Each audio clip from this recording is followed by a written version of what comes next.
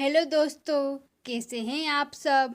हमारी आज की कहानी का नाम है माँ का आखिरी खत। रात के 12 बज चुके थे। माँ कभी दरवाजे की तरफ देखती तो कभी एक नज़र घड़ी की तरफ। माँ की आंखों में और चेहरे पर चिंता साफ नजर आ रही थी। थोड़ी ही देर में दरवाजे की घंटी बजी। माँ ने काफ़ी तेजी से दरवाज़ा खोला और सामने बेटे विक्रम और बहू मान्यता को देखकर पूछा करती है, इतनी देर क्यों हो गई। मैं कब से तुम्हारी राह देख रही थी। माँ, मैं अब छोटा नहीं हूँ, तुम मेरी चिंता मत किया करो। विक्रम घर के अंदर प्रवेशते हुए बोला। बेटा कितना भी बड़ा हो जाए, माँ के लिए छोटा ही रहता है। चलो छोड़ो, हाथ पैर धो लो, मैं तुम्हारे लिए खाना लगा देती हूँ। माँ ने दरवाज़ा बंद करते हुए कहा। माँ जी, हम बाहर से खाना खाकर आए हैं, आप खा लीजिए, हम सोने जा रहे हैं। बहू मान्यता ने कहा।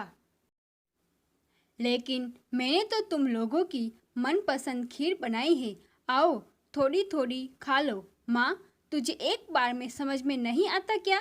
तेरी बहू ने कहा ना, हम बाहर से खाना खाकर आए हैं, क्यों परेशान करती है।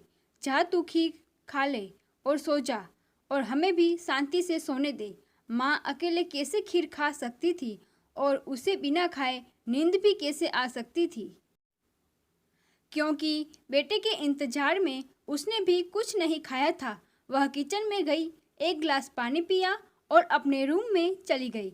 सुबह 10 बजे विक्रम की आंखें खुली। बाजू में मान्यता अभी भी सो रही थी। विक्रम हॉल में आया तो लैपटॉप के पास रखी एक चिट्ठी पर उसकी नज़र पड़ी। यह चिट्ठी किसकी हो सकती है, यह देखने के लिए उसने चिट्ठी खोलकर पढ़ना शुरू किया। मेरे लाल, तू सोच रहा होगा कि एक ही घर में रहते हुए ये चिट्ठी क्यों। मैं तुम्हें बोलकर भी ये बात बता सकती थी। हाँ, बता सकती थी। अगर तू मेरी बातें सुनना चाहता तो किसी एक्सप्रेस गाड़ी की तरह तू आता है और कुछ ही पलों में निकल जाता है। खैर, वो सब जाने दो। कल तुम्हारा जन्मदिन था, इसलिए मैंने खीर बनाई थी।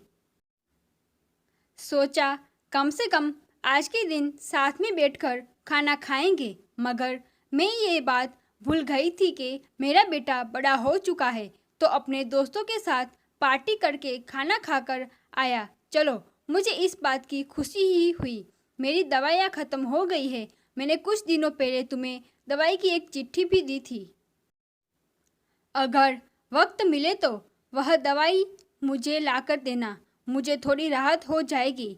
विक्रम को याद आया कि 4-5 दिन पहले माँ ने एक दवाई की चिट्ठी दी थी। उसने अपने ऑफिस के बैग में जाकर उस चिट्ठी को तलाशा और उसे खोलकर देखा। उसमें लिखा था, मुझे ऐसी दवाई लाकर दो जिसमें मैं अपने बेटे को भुला सकूं। विक्रम को रियलाइज हुआ कि मुझसे बहुत बड़ी गलती हो गई है। उसकी आंखें नम हो गई। वह तुरंत अपने माँ के कमरे की तरफ दौड़ा। सबसे पहले उठ जाने वाली माँ आज क्यों नहीं उठी थी, देखकर उसे आश्चर्य हुआ। उसने माँ को उठाने की काफ़ी कोशिश की, लेकिन माँ एक गहरी नींद में सो चुकी थी। विक्रम के पास फुट फुट कर रोने के अलावा और कोई चारा नहीं बचा।